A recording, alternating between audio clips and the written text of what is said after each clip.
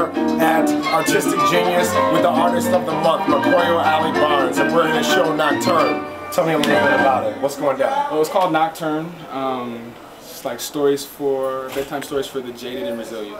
And it's basically just all of the things that I accepted as a child, the Mercer Mayer books, the Maurice Sendak, and Jim Henson, and all of the different like myths kind of codified and reinterpreted through like a more adult kind of lens, And so everything that I do is post-consumer in nature. I call what I do worthless alchemy. So it's a matter of taking garbage, and codifying it, and mummifying it, and turning it into something that's desirable. So not only do I use things that are technically disposed of, but I also am able to create something that is a lot more accessible for collectors, because it's not as heavy as something its size would be rendered in another medium. I dare say it's innovative. And it's environmentally conscious for those that appeals to. So, and a lot of the material that you get, I mean, where do you get it from? Depending upon the dynamic, it's mostly resultant of my own waste, man. It's the water bottle that I used. It's the paper towel that I used to clean up something, preferably something non-organic, earlier. Something sitting around the studio, be it plastic bags, compressing them. But it's the things that you find in your everyday surroundings, and the few things that aren't post-consumer in nature are found at any hardware store. Now you're based in Seattle. What brought you to Chicago? I had a very traumatic set of experiences in Seattle that kind of caused me to look for a different path. Some friends of mine who I had met in Seattle, one of which returned here with his own, another came out to study a craft. I probably wouldn't like me saying that, but he's a brilliant actor, and both of them told me that it was a very nurturing kind of arts environment, and came out and kind of found that to be true. Right on. And then I wanted to just take a look at some of your work right here, and figure out exactly.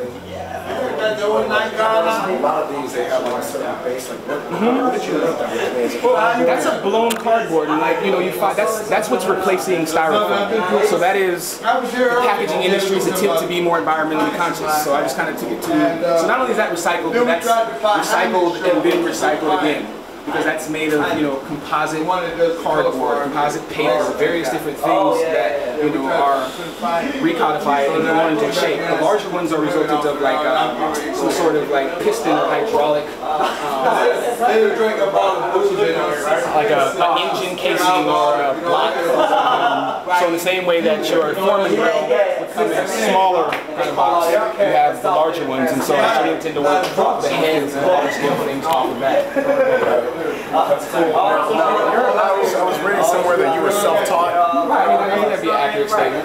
Yeah. So you just kind of started like tinkering around. I mean, like, how old were you when you started? I think it should be said that I was exposed to brilliant artists from the jump, and I think that most often when someone refers themselves as self-taught, it doesn't take into account all the things that as a perceptive person they're just going to come into your via osmosis, via something that you read, something that you passed registers in a certain way. So you refer to it as your own, but it's resultant of someone else's energy or some channel that you've opened yourself up to.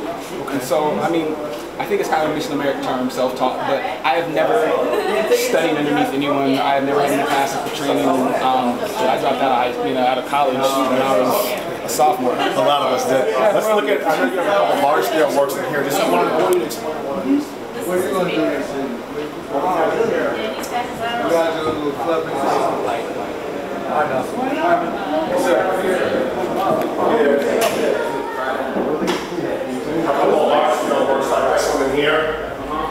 Now, is this real? That's the only thing in this show that's actually a found object and was organic in nature. Is that real tree? It is actually a real tree, but everything else is inorganic. It's inorganic, so it's waste, right? So, all right, and this one here. I just want to know, what did you make this one? Because it looks like you used two, like, lawn rakes or something like that. Well, to bring to the tomato stands, which, again, would be one of the few things that I would say I buy, first market, because they do make good bases for larger things, and they provide lots of wire sections. And then when man kind of sit it outside, just use it, you can kind of use it to build structure. So, I mean, the arms arms are a tomato stand, or results of a tomato stand being cut in half, and the base is an inverted one. And I kind of started messing with it when I was in the garden. And so it was something that she had. And some of the what? Real quick, and once again, we're at the Artistic Genius. We're looking at Maikoiyo Alley-Barnes' show Nocturne. He's a refuse alchemist, and we're just taking a look at some of his sculptures right now. Apparently, there's a lot of drama going on, but we're going to finish this up real quick because shit is crazy in the shot. Let me get a picture of Alright, he's like the orange. So, and they like Big Macs and shit. So, Maikoiyo, I know it's a little hectic right now. So, does anybody Quite classically, I want to say hello to the cartel. The Molotov cartel is my collective. We are users of the Trident to change the world. And what's the address to you guys' website? You know what?